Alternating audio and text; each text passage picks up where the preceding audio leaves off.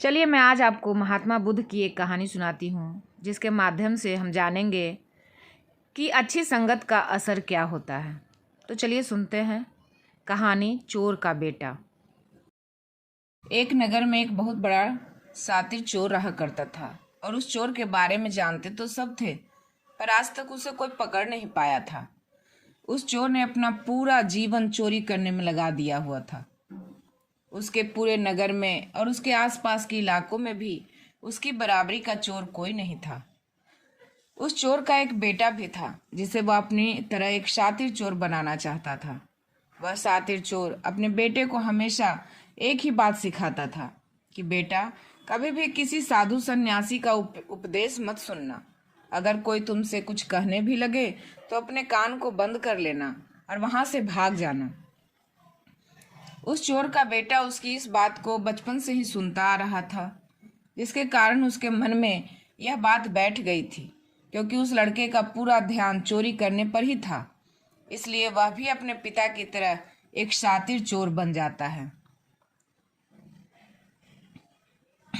एक दिन वह चोर सोचता है कि छोटी मोटी चोरियां तो बहुत कर ली, क्यों ना आज राजा के महल में ही डाका डालूं। राजा के महल में चोरी करने के उद्देश्य से वह चोर महल की ओर चल पड़ता है।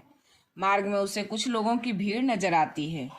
वो उस भीड़ को देखकर रुकता है और यह देखता है कि वे लोग क्या कर रहे हैं। जब वो चोर भीड़ के करीब जाता है तो वो देखता है कि सभी लोग एक एक करके एक सन्यासी के चरणों में गिरकर उनका आशीर्वाद ले रहे हैं। वो सन्यासी और कोई नहीं बल्कि गौतम बुद्ध थे। वो चोर बुद्ध को देखकर उनकी तरफ आकर्षित हो जाता है, क्योंकि उसने भी पहली बार इतने तेजस्वी व्यक्ति को देखा हुआ था। अचानक उसे अपने पिता की बात याद आ जाती है कि साधु सन्यासियों से दूर रहना चाहिए। एक बार को वो सोचता है कि वह वहां से चला जाए, लेकिन फिर उसके मन में एक प्रश्न उठता है कि पिताजी ऐसा क्यों कहते थे। इस प्रश्न का उत्तर जानने के लिए वो चोर सभी लोगों के साथ बैठ जाता है और गौतम बुद्ध का उपदेश सुनने लग जाता है। बुद्ध उस उपदेश में झूठ बोलने की व्यर्थता और विश्वासघात के बारे में बताते हैं। उपदेश समाप्त होने के बाद वहां बैठे सभी लोग अपने अपने घर चले जाते हैं और वो चोर भी चोरी करने के लिए महल की ओर चल पड़ता है। रास्ते में चलते हुए चोर अपने मन में सोचता है कि क्यों ना आज उपदेश में कही हुई बातों को मानकर ही देख लिया जाए।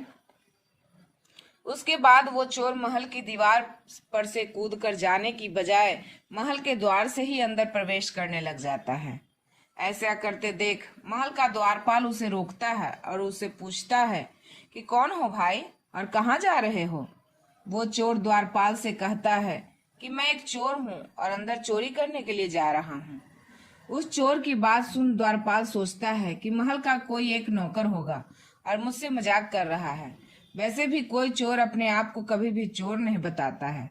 और वो द्वारपाल उस चोर को महल के अंदर जाने के लिए प्रवेश करने दे देता है। महल में प्रवेश करने के बाद वो चोर उस तिजोरी तक पहुंच जाता है जहां पर खजाना रखा हुआ था। वो चोर उस तिजोरी को तोड़कर बहुत सारा धन अपनी पोटली में भर लेता है और जैसे ही धन लेकर वो चोर वहां से जाने लगता है तो उसे रसोई नजर आती है।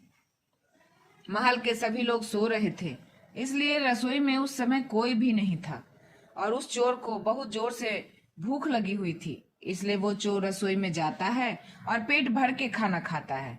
भोजन करके वो चोर वहां से जाने लगता है। तभी अचानक उसे बुद्ध की दूसरी बात याद आ जाती है, जिसका हमने नमक खाया है, हमें कभी भी उसके साथ विश्वासघात नहीं करना चाहिए। वो चोर मन ही मन सोचता है कि मैंने इन राजमहल वालों का नमक खाया हुआ है और अगर मैं इनके धन की चोरी करके ले जाऊंगा तो यह विश्वासघात होगा। इसलिए वह चोर उस धन को रसोई में ही छोड़कर जाने लग जाता है। ऐसा करते हुए उसे महल का एक व्यक्ति देखता है और वो शोर मचा देता है कि महल में चोर आया हुआ है। राजा के सिपाही उस चोर को पकड़ लेते हैं और उसे राजा के पास ले जाते हैं और उसके बाद राजा उस चोर से पूछता है कि जब तुमने धन को चुरा ही लिया हुआ था तुम उसे छोड़कर क्यों चले जा रहे थे। वो चोर कहता है कि एक सन्यासी के उपदेश के कारण।